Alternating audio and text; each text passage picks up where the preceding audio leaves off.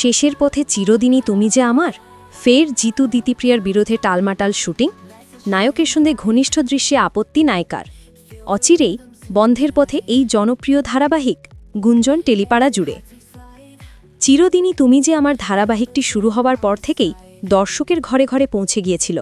গল্প, চরিত্র, রোম্যান্স সবটাই মিলিয়ে ধারাবাহিকটি দ্রুতই হয়ে ওঠে চ্যানেলের অন্যতম জনপ্রিয় প্রজেক্ট।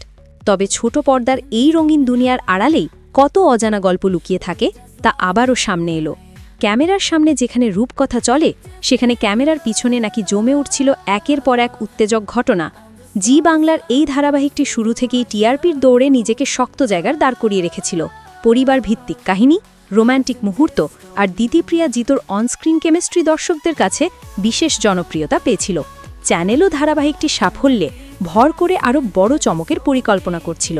কিন্তু সেই জায়গাতেই নেমে এলো খারাপ খবর। ধারাবাহিক চলছিল বেশ, কিন্তু হঠাৎ নায়িকা দিতিপ্রিয়া রায় নায়ক জিতু কমলকে স্পষ্ট জানিয়ে দেন, রোমান্টিক সিনে কোনোভাবেই শারীরিক স্পর্শ চলবে না। ক্যামেরার কারুসাজিতে হয়তো কিছুদিন চলে যেত, কিন্তু এতে নাকি অপমানিত বোধ করেন জিতু। তার অভিযোগ, অবিরাম শর্ত আর আচরণে নাকি কাজ করাই কঠিন হয়ে উঠেছিল।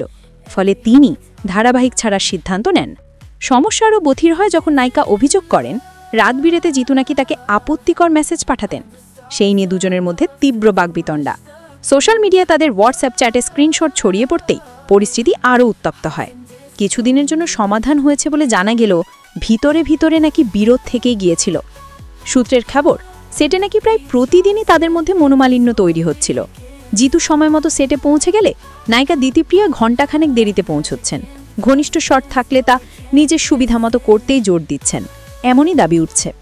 প্রযোজনা সংস্থা নাকি একপোষে, এমন অভিযোগও তুলেছেন জিতু।